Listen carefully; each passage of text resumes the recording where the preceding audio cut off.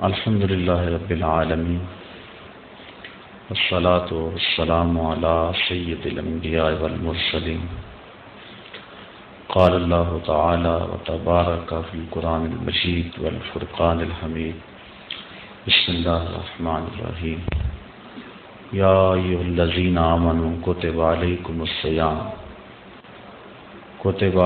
الصیام کما کتب علی الذین من قبلکم لعلکم تتقون صدق اللہ مولانا العظیم وصدق رسولہ النبی الکریم الرؤوف الرحیم اللہم نور قلوبنا بالقرآن وزین اخلاقنا بالقرآن وادخلنا الجنة بالقرآن ونجنا من النار بالقرآن قال اللہ تعالی وتبارک فی شان حبیبہ مخبرا وعامرا ان اللہ وملائکتہ یصلون علی النبی یا ایھا الذین آمنوا صلوا علیہ وسلموا تسلیما صلاۃ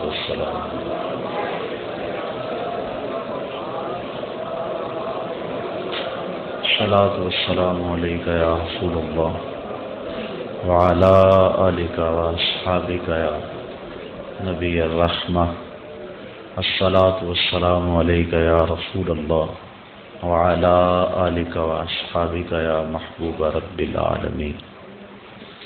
تمام حمد و ثنا، تعریف و توصیف اللہ جل مجدہ الکریم کی ذات پاک کے لیے، جو خالق کائنات بھی ہے اور مالک شہنشاہت بھی۔ اللہ جل وعلا کی حمد و ثنا کے بعد حضور نبی اکرم شفیع امم رسول محتشم نبی مکرم شفیع معظم اللہ کے پیارے امت کے سہارے رب کے محبوب دانائے غیوب مالک رقاب امم فخر عرب و عجم والی کون و مکان سیاہ لا مکان سید انس و جاں سرور لالا رخاں نیر تاباں سر نشین مہوشاں ماہ خوباں شہنشاہ حسینہ تتمہ دوراں سر خیل زہرہ جمالاں جلوہ صبح ازل نور ذات لم یزل باعث تکوین عالم فخر آدم و بنی آدم نیر برہا رازدار ما اوہا شاہد ما طغا صاحب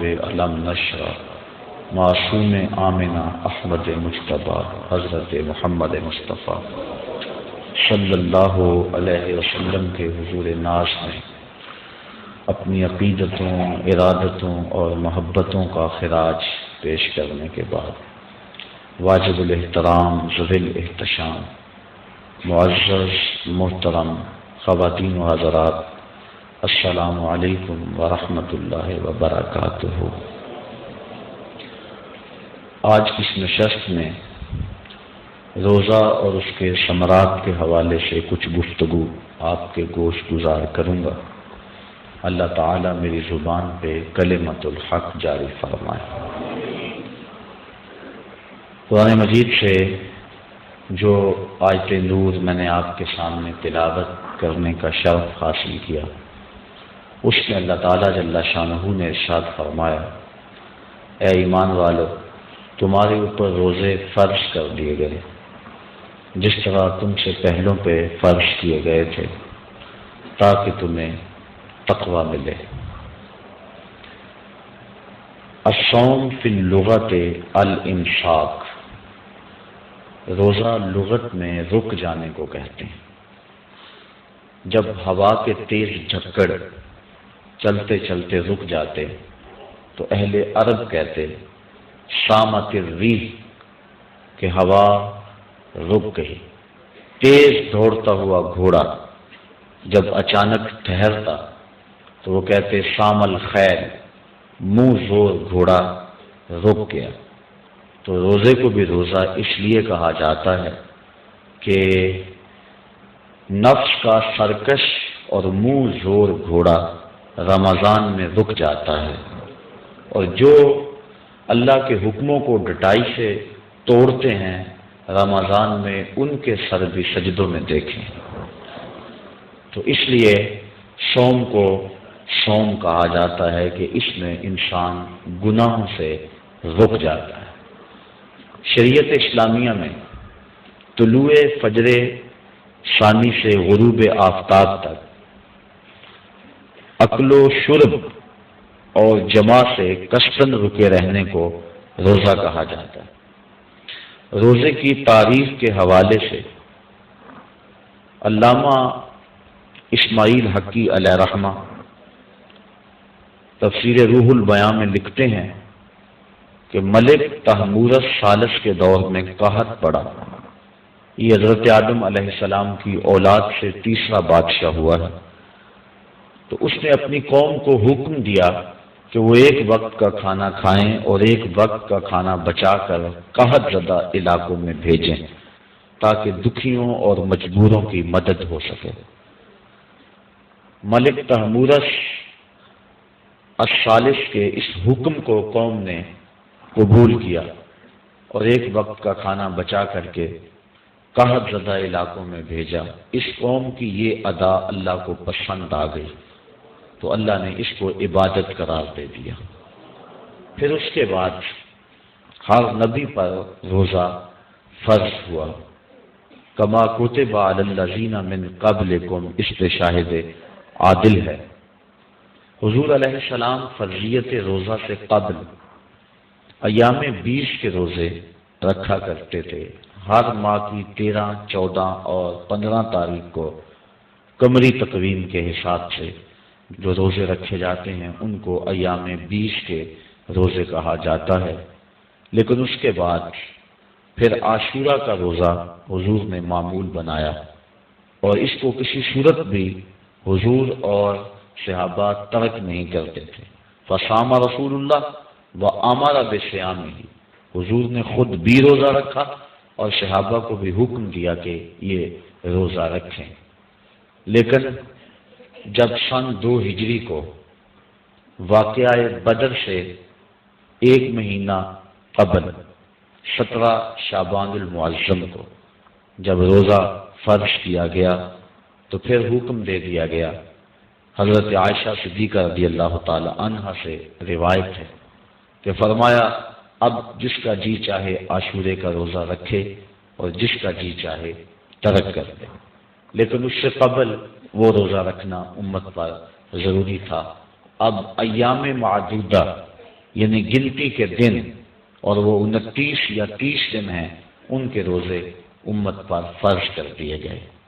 سن 2 ہجری میں روزہ فرض ہوا۔ حضور نے 11 ہجری کو رمضان سے قبل ہی ربیع الاول شریف کے مہینے میں انتقال فرمایا۔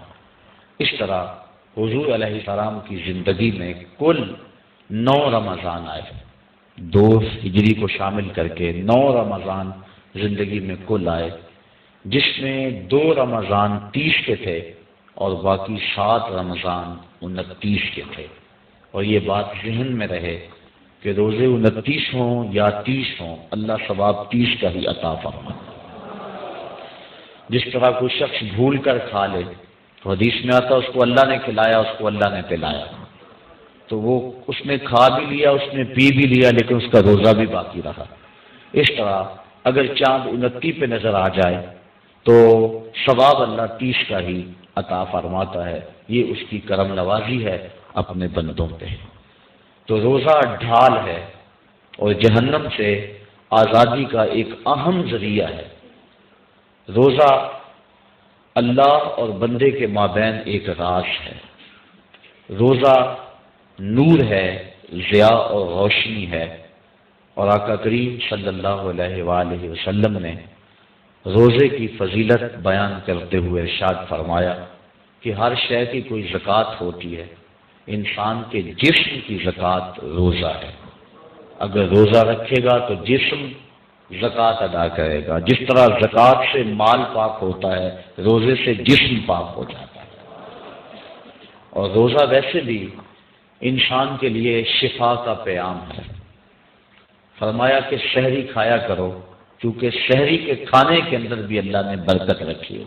تو یہ ماہ سیام اپنے دامن میں برکتیں لے کر، رحمتیں لے کر نازل ہوتا ہے۔ اس کا پہلا حصہ رحمت، درمیانی حصہ مغفرت اور آخری حصہ جہنم سے آزادی کا مژدہ جاں فضا ہے۔ حدیث میں آتا ہے کہ اللہ نے میری امت کو رمضان المبارک کے روزے کے حوالے سے 5 چیزیں ایسی عطا کی ہیں جو اس سے قبل کسی امت کو نصیب نہیں ہوئی۔ ایک تو یہ کہ رمضان المبارک کے اندر روزہ رکھنے والے کے معدے سے جو بو نکلتی ہے اللہ کو وہ مشک سے زیادہ محبوب ہے۔ دوسری بات کہ جب ماہ سیام آتا ہے تو شیاطین کو جکڑ دیا جاتا ہے۔ تیسری بات کہ روزے دار جب تک روزے میں رہتا ہے فرشتے اس کے لیے مغفرت کی دعائیں کرتے رہتے ہیں۔ اور چوتھی بات جب ماہ سیام کی آخری رات آتی ہے تو اس کے سارے گناہوں کو بخش دیا جاتا ہے اور اس کو جہنم سے آزادی کا پروانہ مل جاتا ہے۔ بلکہ ایک صحابی نے حضور سے عرض کی کہ آقا کریم، جو یہ جہنم سے آزادی کا پروانہ مومن کو ملتا ہے تو کیا یہ لیلۃ القدر کی رات ہے؟ تو آقا کریم نے فرمایا نہیں، جب مزدور اپنی مزدوری مکمل کرتا ہے، جب اس کی دہاڑی پوری ہو جاتی ہے تو پھر اس کو اس کا مالک کچھ دیتا ہے، تو یہ جو اس کو بخشش اور مغفرت کا مژدہ جاں فضا دیا جاتا ہے یہ اس کی مزدوری ہے۔ اور فرمایا کہ جو لیلۃ القدر کی برکتیں اس کو حاصل ہوتی ہیں یہ اس کے علاوہ، اور یہ اللہ تعالیٰ جل شانہ نے خاص کرم نوازی فرمائی بندہ مومن پر کہ اس کو یہ بابرکت رات عطا فرمائی۔ اور 5ویں فضیلت جو اس کو دی گئی روزہ دار کو، اور حضور سے قبل جو امتوں میں لوگ روزے رکھتے تھے یہ فضیلتیں ان کو نہیں عطا کی گئی۔ جنت کو پورا مومن کے لیے آراستہ و پیراستہ کیا جاتا ہے۔ حضرت ابو ہریرہ رضی اللہ تعالی عنہ سے ایک روایت مروی ہے جس کو امام بخاری اور امام مسلم نے روایت کیا کہ آقا کریم علیہ السلام نے ارشاد فرمایا، قال اللہ عز وجل، اللہ جل شانہ ارشاد فرماتا ہے، کل عمل ابن آدم لہو، ابن آدم کا ہر عمل اسی کے لیے ہے، الا الصوم فانہ لی، ہاں مگر روزہ ہے جو وہ میرے لیے رکھتا ہے، وانا اجزی بہ، اور اس کی جزا میں اسے دوں گا، والصیام جنۃ، اور سیام روزہ ڈھال ہے، فاذا کان یوم صوم احدکم فلا یرفث ولا یسخب، فإن صابه أحد أو قاتله فليقل إني صائم إني صائم، والذي نفس محمد بيده لخلوف فم الصائم أطيب عند الله من ريح المسك، للصائم فرحتان يفرحهما إذا أفطر فرح بفطره وإذا لقي ربه فرح بصومه۔ تو فرمایا کہ جب کوئی شخص روزہ رکھتا ہے تو اس کا یہ عمل اللہ کے لیے ہے اور اللہ تعالیٰ اس کی جزا دے گا۔ روزہ ڈھال ہے، جب کوئی شخص روزہ رکھے تو وہ اس کے اندر کوئی اللہ کی نافرمانی نہ کرے، یہاں تک کہ اگر اس کو کوئی شخص گالی بھی دے تو وہ یہ کہے کہ میرا روزہ ہے، میں صائم ہوں، میں نے روزہ رکھا ہوا ہے، یہ کہہ کے لڑنے والے کو، الجھنے والے کو ٹال دے۔ حضور نے ارشاد فرمایا، مجھے قسم ہے اس رب کی جس کے قبضے میں محمد کی جان ہے کہ روزہ دار کے معدے سے جو بو نکلتی ہے اللہ کو وہ مشک یعنی کستوری کی خوشبو سے زیادہ محبوب ہے۔ اور روزہ دار کے لیے 2 خوشیاں ہیں، ایک خوشی اس کو اس وقت ملتی ہے جب وہ روزہ افطار کرتا ہے، اور دوسری خوشی اس کو اس وقت ملتی ہے جب اس روزے کے صلے میں اسے اپنے رب کا دیدار نصیب ہوگا۔ یہ بات ذہن میں رکھیں کہ اس دنیا پر سب سے بڑی دولت جو حضرت انسان کو دی گئی ہے وہ دولت ایمان ہے، اور قیامت کے دن سب سے بڑی دولت جو اہل ایمان کو دی جائے گی وہ اللہ تعالیٰ کا دیدار ہوگا۔ جنت کے حور و قصور، جنت کے محلات، جنت کی عالی نفس نعمتیں، دنیا کی کوئی دولت اور دنیا کی کوئی نعمت جنت کی کسی نعمت کا مقابلہ نہیں کر سکتی، لیکن جنت والے جنت میں جا کر جس نعمت کو سب سے بڑا سمجھیں گے، اور وہ ہوگی بھی حقیقت میں سب سے بڑی نعمت، ایسی نعمت کہ اس نعمت کے ملنے پہ باقی ساری نعمتوں کو بھول جائیں گے، وہ یہ ہے کہ رب اپنے رخ کرم سے پردہ ہٹا دے گا اور ان کو اپنا دیدار عطا فرما دے گا۔ تو یہ سب سے بڑی دولت جو مومن کو آخرت میں نصیب ہوگی، یہ روزے کے صلے میں نصیب ہوگی۔ یہ روزے کا وہ ثمر ہے، یہ روزے کا وہ پھل ہے جو اللہ اہل ایمان کو قیامت کے دن عطا فرمائے گا۔ عاجزی ہی کا معنی ہے کہ اس کی میں جزا دوں گا۔ ایک روایت میں آتا ہے کہ جو اعمال ہیں وہ 7 طرح کے ہیں۔ 2 اعمال ایسے ہیں کہ جو واجب کرتے ہیں، 2 اعمال ایسے ہیں کہ جن کی جزا ان کی مثل ہے، اور ایک عمل ایسا ہے کہ جس کی جزا 10 گنا ہے، اور ایک عمل ایسا ہے کہ جس کی جزا 700 گنا ہے، اور ایک عمل ایسا ہے جس کی جزا بے حساب ہے۔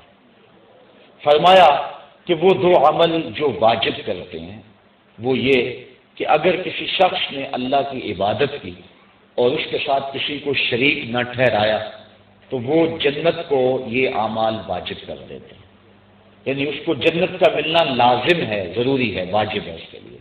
اور دوسرا وہ شخص جس نے اپنے رب کے حکموں کو توڑا یہاں تک کہ اس کے ساتھ کسی کو شریک ٹھہرایا، اس کے اوپر جہنم واجب ہے۔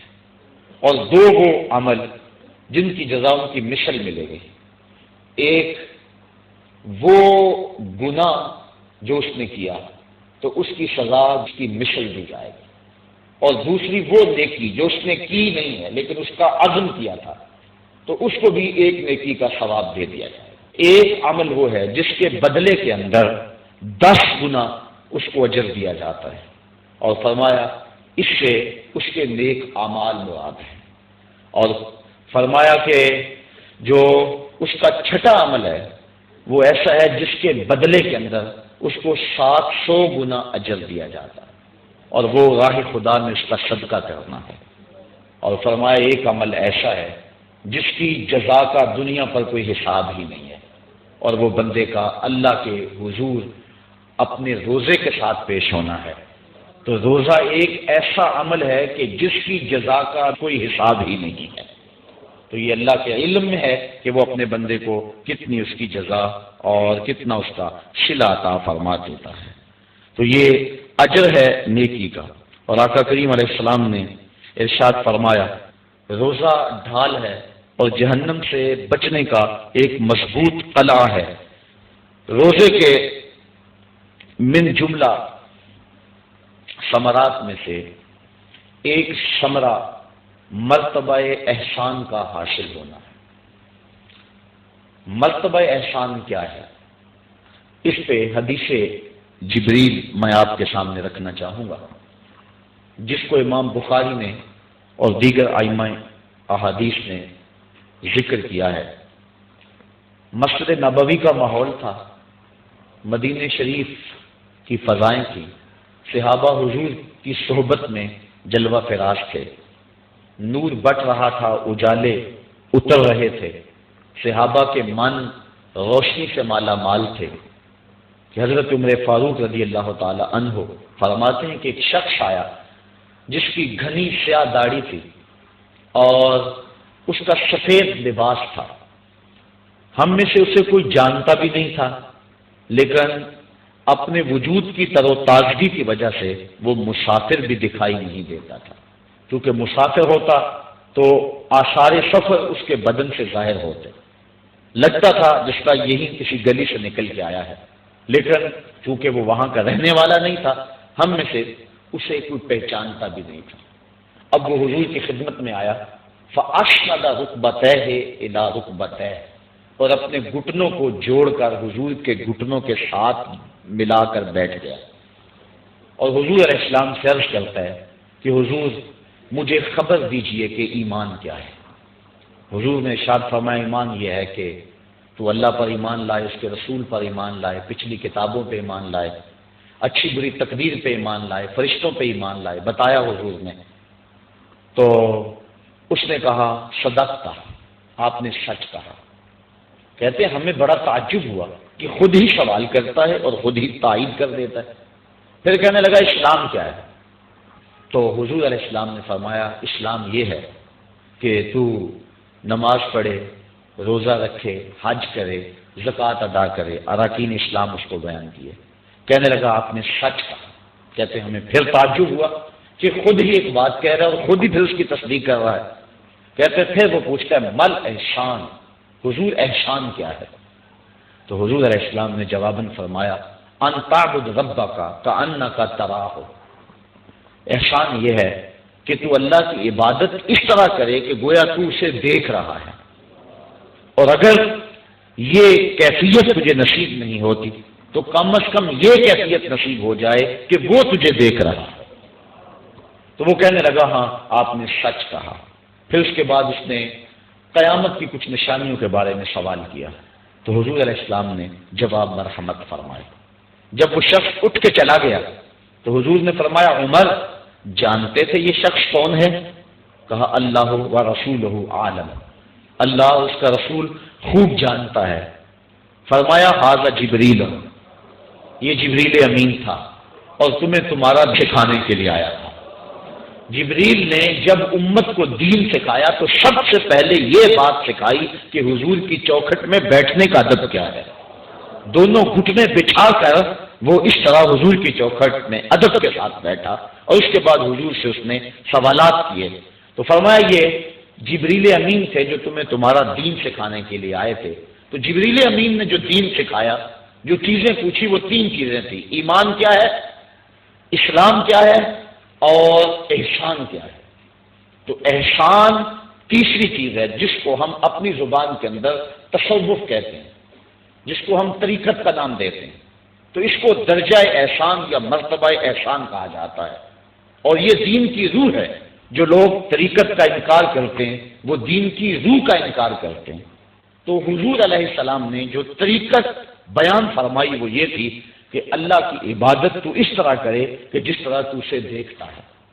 اگر یہ کیفیت مل جائے تو سبحان اللہ، لیکن اگر یہ کیفیت نہیں ملی تو کم از کم یہ کیفیت تو ملے کہ وہ مجھے دیکھ رہا ہے، اور اگر یہ کیفیت بھی مل جائے کہ وہ مجھے دیکھ رہا ہے تو بتائیے کہ پھر انسان کی زندگی میں کتنا سرور آ جائے گا کہ جب وہ نماز کے لیے کھڑا ہو تو اس تصور میں ڈوب جائے کہ میرا مالک تو مجھے دیکھ رہا ہے، تو پھر نماز کا کتنا سرور آ جائے گا اس کو۔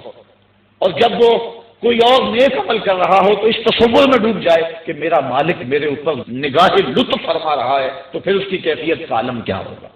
تو پہلی کیفیت کہ تو اسے دیکھ رہا ہے۔ حضرت علی المرتضیٰ رضی اللہ تعالی عنہ سے کسی نے پوچھا جس رب کی عبادت کرتے ہو کیا اس کو کبھی دیکھا بھی ہے؟ تو حضرت علی المرتضیٰ نے جواباً کہا لم اعبد ربا لم اراہ، اے صاحب کبھی کبھی کی بات کیا کرتا ہے، علی تو اتنی دیر تک سجدے سے سر ہی نہیں اٹھاتا جب تک اس کے جمال جہاں آرا سے فیض یاب نہیں ہو جاتا۔ حضرت داتا گنج بخش علی حجویری علیہ رحمہ کشف الماجود کے اندر ایک حدیث نقل کرتے ہیں کہ حضور علیہ السلام نے ارشاد فرمایا کہ فاقہ کشی اختیار کرو اور بھوک اور پیاس برداشت کرو، ممکن ہے کہ اس دنیا کے اندر تم اپنے دل کی آنکھوں سے اپنے رب کا مشاہدہ کرو۔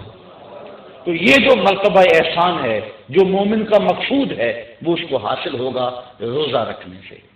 اور اگر چلو کسی روزہ دار کو یہ کیفیت نہ ملے کہ وہ اپنے رب کے جمال جہاں آرا کو دیکھ لے، اس کے جلووں کو دیکھ لے، اس کے دیدار کی دولت سے مالا مال ہو جائے، اس کا دل اس کی محبت میں ایسا ڈوبے کہ وہ جدھر دیکھے اسی کے جلووں کو ہی دیکھتا چلا جائے، اگر روزہ دار کو ایسی دولت نہ بھی نصیب ہو تو کم از کم روزہ دار کو یہ دولت تو ضرور ملے گی کہ وہ اس احساس میں ڈوب جائے گا کہ میرا رب مجھے دیکھ رہا ہے۔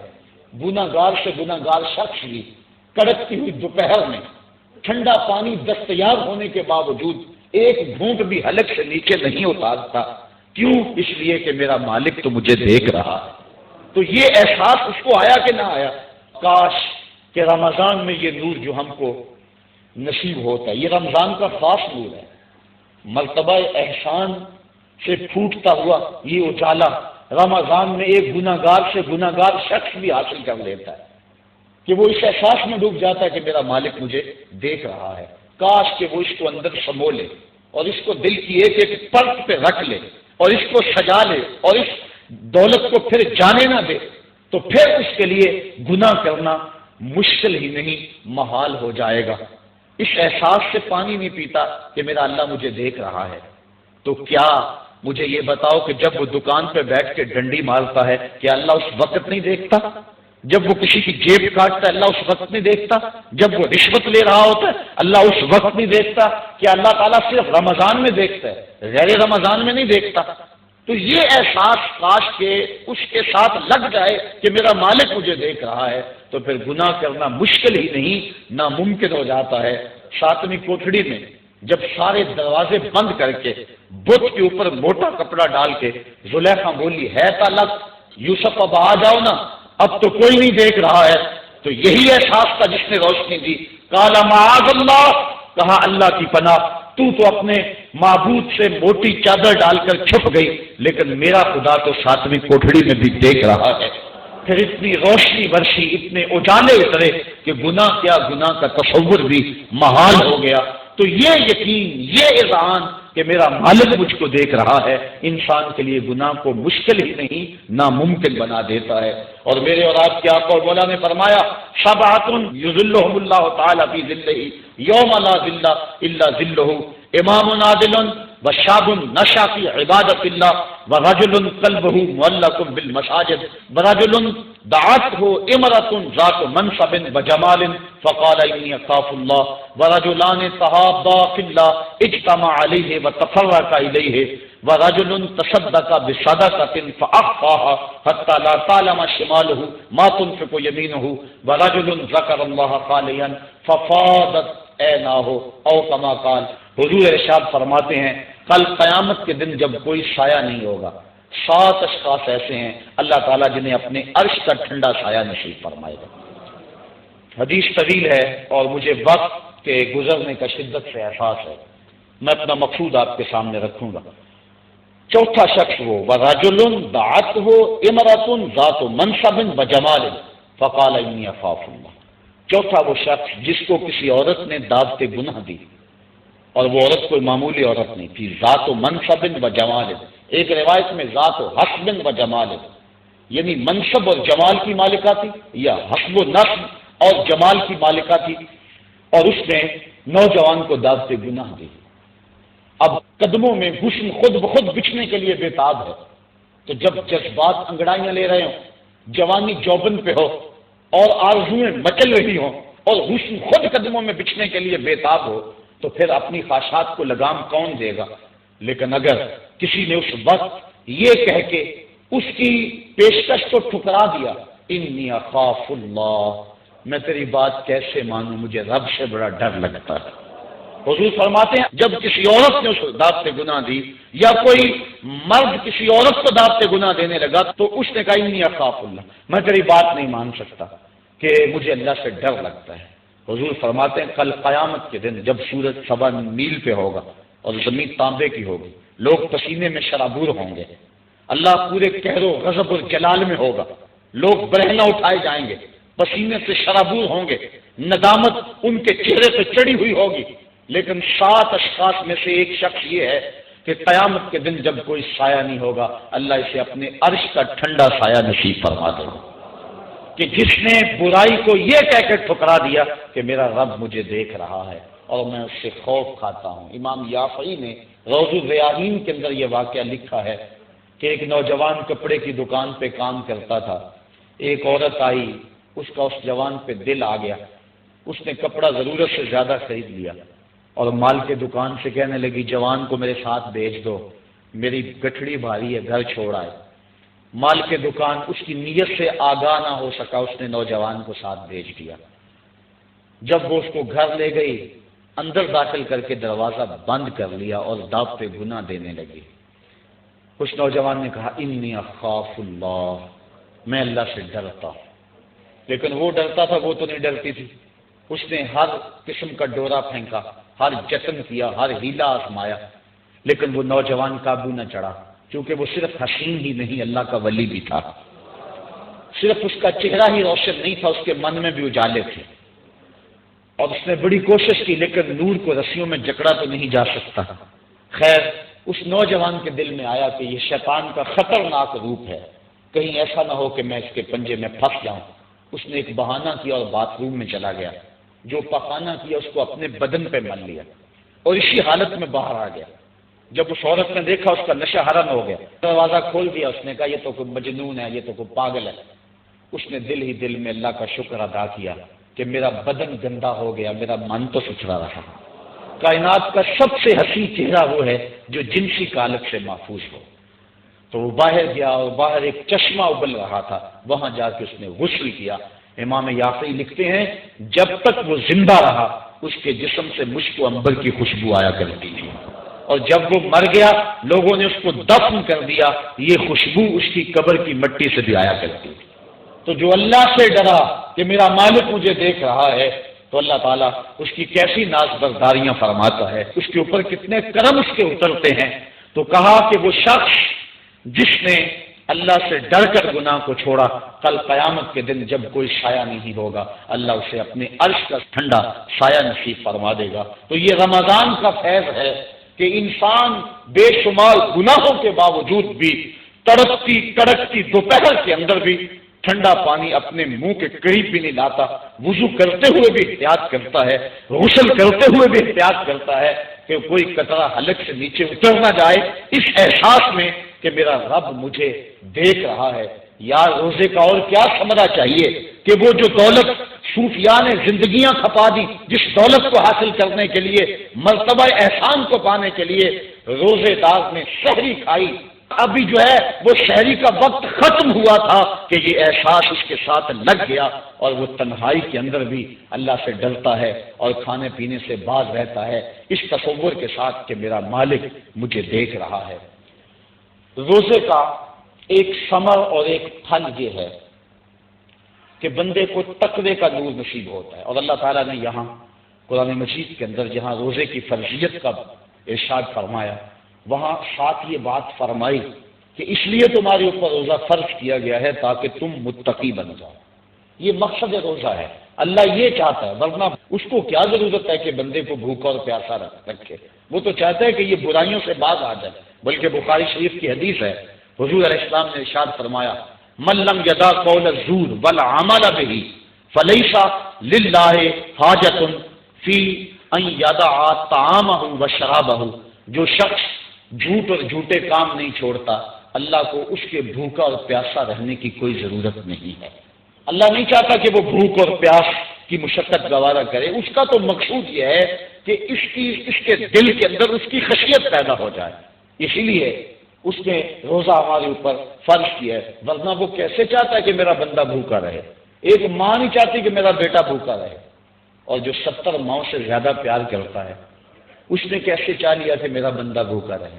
ماں کے پیار کو دنیا کے کسی ترازو پہ نہیں تولا جا سکتا، اور جو مالک ہے، ماں کو اتنا پیار بیٹے سے کس لیے ہے؟ اس لیے کہ اس نے بیٹے کو جنم دیا، جس نے جنم دیا اس کو اتنا پیار ہے تو جس نے تخلیق کیا اس کو کتنا پیار ہوگا؟ تو ماں نہیں چاہتی میرا بیٹا بھوکا رہے تو مالک نے کیسے چاہ لیا؟ چلو آؤ پھر ماں کی گود میں آ جائے۔ ماں بیٹے کی آنکھ میں ایک آنسو بھی گوارا نہیں کرتی تھی، بیٹا ہو گیا بیمار، ماں لے گی ڈاکٹر کے پاس، اس نے جو دوا تجویز کی وہ کڑوی کی، ماں نے زبردستی لٹا لیا، بیٹا پیتا نہیں، ماں نے منہ کھولا اور کڑوے سیرپ کے قطرے اس کے حلق میں ٹپکا رہی ہے، بچہ چیختا ہے، لیکن جو وہ سیرپ کے قطرے حلق سے نیچے اترتے چلے جاتے ہیں ماں کو قرار آتا جاتا ہے، اس کو طمانینت ملتی جاتی ہے۔ ماں کیا شفاق ہو گئی؟ نہیں۔ اس کا پیار چھن گیا؟ نہیں۔ اس کی ممتا رخصت ہو گئی؟ نہیں۔ وہ تو بیٹے کی آنکھ میں ایک آنسو بھی گوارا نہیں کرتی تھی، اور اب تڑپتا ہوا بیٹا، لیکن ماں کے چہرے پہ طمانینت کا نور ہے۔ اصل بات یہ ہے کہ ماں جانتی ہے، بیٹا نہیں جانتا۔ ماں جانتی ہے چند لمحوں کی تکلیف ہے، نتیجہ شفا کی صورت میں برآمد ہوگا، اس لیے ماں کی نظر اس تڑپنے پہ نہیں ہے، ماں کی نظر اس نتیجے پہ ہے۔ مالک جو 70 ماؤں سے زیادہ پیار کرتا ہے وہ بھی نہیں چاہتا کہ میرا بندہ بھوکا اور پیاسا رہے، لیکن مالک کہتا ہے اس کے باوجود تو بھوکا اور پیاسا رہے گا، کیوں؟ لعلکم تتقون، میرے بندے تجھے تقوی کی بہاریں نصیب ہوں گی، تیرے من کو روشنی اور تیرے من کو اجالا نصیب ہو جائے گا۔ تو یہ تقوی نصیب ہوتا ہے روزے سے. چونکہ یہ بات ذہن میں رکھیں، ہمارے دو دشمن ہیں جو ہمیں نیکی کے راستے سے روک رہے ہیں. بات لمبی ہو رہی ہے، اختصار کر رہا ہوں. ہمارے دو دشمن ہیں جو ہر وقت ہمارے ساتھ لگے ہوئے، ایک شیطان اور دوسرا نفس. جو شیطان ہے وہ بڑا دشمن ہے یا نفس بڑا دشمن ہے؟ تو آپ اس بات پہ کچھ دلیل کی ضرورت نہیں، آپ سب کہہ رہے ہیں کہ نفس. اور سادی سی بات ہے کہ شیطان آدمی کو بہکاتا ہے، لیکن شیطان جب خود بہکا، اس نے انکار سجدہ کیا، اس وقت کوئی دوسرا شیطان تو تھا نہیں. تو شیطان کو شیطان بنانے والا نفس ہے. تو یہ نفس شیطان سے بھی بڑا دشمن ہے. اکیلی جان دو دشمنوں کے نرغے میں. لیکن جب ماہ سیام آیا، سلسلۃ الشیاطین، حدیث میں آتا ہے شیاطین جکڑ دیے گئے. دو دشمنوں میں ایک دشمن ہمارے جکڑ دیے گئے. اب ایک دشمن ہمارا باقی ہے، نفس. اب نفس کا مقابلہ کر لیں گے تو شیطان چھٹ کر ہمارا کچھ نہیں کر سکے گا. لیکن اگر ہم نے اس موسم کے اندر اپنے نفس کا مقابلہ نہ کیا تو پھر ہم جو ہے وہ اس نفس کی شامت سے شیطان کے ہتھے بھی چڑھ جائیں گے. اب نفس کی تربیت کیسے کریں؟ اس کی تربیت بھی روزے سے ہوتی ہے. آپ کہیں گے وہ کیسے؟ تو شیخ فرید الدین عطار کا قول سناتا ہوں. شیخ فرید الدین عطار کون شخص ہے؟ کسی معمولی شخص کا نام شیخ فرید الدین عطار نہیں ہے. علامہ اقبال کے روحانی پیشوا، جن کو وہ مرشد رومی کہتے ہیں اور اپنے آپ کو مرید ہندی کہتے ہیں. اور یہ بات ذہن میں رکھیں کہ اقبال نے رومی کو ویسے پیر نہیں مان لیا، بڑا چن کے پیر تلاش کیا اقبال نے. بلکہ جب پیر دو ہوں اور دونوں ہی بڑے قابل ہوں اور مرید کے لیے مصیبت بن جائے کہ ادھر جاؤں کدھر جاؤں، امتحان تو اس وقت ہوتا ہے. اب اقبال کے لیے جو ہے وہ دو چیزیں تھیں، ایک راضی اور ایک رومی. اقبال کہتا تھا میں رومی کو پیر مانوں یا راضی کو پیر مانوں. چونکہ راضی استدلال کا شہنشاہ ہے اور اقبال فلسفے کا امام ہے. فلسفی کا مزاج یہی چاہتا ہے کہ جو استدلال کا بادشاہ ہو اس کو اپنا شیخ مانا جائے. لیکن جو رومی ہے وہ دل کا شہنشاہ ہے. اقبال شاعر ہے اور اقبال کا مزاج تھا کہ جو میرے دل کا بھی امام ہو وہی میرا شیخ ہو اور وہی میری رہبری کرے. تو اقبال جو ہے وہ الجھا رہا اس معاملے میں، کیا کروں؟ وہ خود کہتا ہے اسی کشمکش میں گزری میری زندگی کی راتیں، کبھی سوز و ساز رومی، کبھی پیچ و تاب راضی. کبھی رومی کا سوز و ساز مجھے پسند آتا تھا، کبھی راضی کا جو ہے وہ مجھے پیچ و تاب پسند آتا تھا. پھر اقبال نے زندگی کی کئی بہاریں مرشد کے انتخاب کے اندر گزار دی کہ میں رومی کے ہاتھ میں بیعت کروں یا راضی کے ہاتھ میں بیعت کروں. پھر ایک وقت آیا کہ اقبال نے خود کہا نئے مہرہ باقی ہے نئے مہرہ بازی، جیتا ہے رومی ہارا ہے راضی. وہ کہتا ہے رومی جیت گیا اور راضی ہار گیا. پھر اس نے رومی کو اپنا شیخ اور مقتدا مانا. اقبال جس کو اپنا مقتدا مانتا ہے، جس کو اپنا امام مانتا ہے، اب اس رومی کی سنیے. وہ کہتے ہیں ہفت شہر عشق را اتار گشت ماں ہنوز اندر خمیں یکو چام. عشق کے ساتوں شہر حضرت شیخ فرید الدین عطار گھوم چکے ہیں، ہم پہلے شہر کی پہلی گلی کے کونے پہ کھڑے ہیں. یہ رومی کہہ رہے ہیں جس کو اقبال نے بڑی چھان پھٹک کے بعد اپنا پیر مانا ہے، وہ فرید الدین عطار جو معرفت کا امام ہے اور اللہ کے رازوں کا امین ہے. حضرت شیخ فرید الدین عطار فرماتے ہیں نفس نتواں کش اللہ باسے چیز بات بوئم یادگیرش اے عزیز. کہا نفس نہیں مرتا لیکن تین اصلیں ہیں اگر تیرے پاس ہوں تو تو نفس پر قابو پالے گا. وہ تین اصلیں کون سے ہیں؟ کہا خنجر خاموشیو شمشیر جو نیزائے تنہائیو ترک ہجو. ایک خاموشی کا خنجر، ایک بھوک کی تلوار اور ایک تنہائی کا نیزہ. اگر یہ تین اسلحے تیرے پاس ہیں تو نفس پہ ٹوٹ پڑے نسلوں کو لے کر تو تیرا نفس تیرے قابو میں آئے گا. اس کے علاوہ کوئی اور ذریعہ نہیں ہے اس نفس کو قابو کرنے کا. حضرت باہو جیسے بھی بول پڑے باج فقیراں کسے نہیں ماریا، باہو ظالم چور اندر باہو. یہ جو اندر کا چور ہے اس کو پکڑ لینا اور اس کو قابو میں کر لینا اور اپنے دل کی حفاظت کر لینا، یہی بڑی دولت ہے. فرماتے ہیں کہ تین اسلحے، ایک خاموشی کا خنجر اور ایک بھوک کی تلوار اور تیسرا تنہائی کا نیزہ. ان تین اصلوں سے اگر تم قابو پانا چاہو تو پا سکتے ہو. اس کے علاوہ کوئی اور اصلہ نہیں ہے جو تمہارے نفس کو تمہارے قابو میں لے آئے. تو پھر بھوک کی تلوار ایسا اصلہ ہے جو نفس کا سر کاٹ دیتی ہے. اور میرے اور آپ کے آقا و مولا قلب و دل و نگاہ کے مرشد اولین حضور نبی رحمت صلی اللہ علیہ وسلم نے فرمایا یا معاشر الشباب من یستطع منکم الباء فلیتزوج فإنه اغض للبصر واحسن للفرج فمن لم یستطع فعلیہ بالصوم فإنه له وجاء۔ اے جوانوں کے گروہ، تم میں سے اگر کوئی شخص نکاح کی طاقت رکھتا ہے تو وہ نکاح کر لے، یہ نظر اور شرمگاہ کا محافظ ہے، اور اگر تم میں سے کوئی نکاح کرنے کی فی الحال طاقت نہیں رکھتا تو وہ روزے رکھے، روزے شہوات کو توڑتے ہیں۔ تو نفس کی تہذیب بھوک سے ہوتی ہے، اور بھوک ایک ایسا اسلحہ ہے کہ جس سے ہم اپنے نفس کو قابو میں لا سکتے ہیں۔ حضرت نظام الدین اولیاء علیہ رحمہ جو تصوف کے سرخیل اور امام ہیں، آپ فرماتے ہیں کہ آدھی فقیری روزہ ہے اور آدھی فقیری باقی سب کچھ ہے۔ تو روزہ اگر نصیب ہو گیا تو پھر مالک کا قرب مل گیا، اور یہ تقوی کا نور ہمیں روزے سے حاصل ہوگا۔ روزے کے ثمرات تو بہت سارے، لیکن وقت کی سمٹتی ہوئی عطائیاں مجھے ملحوظ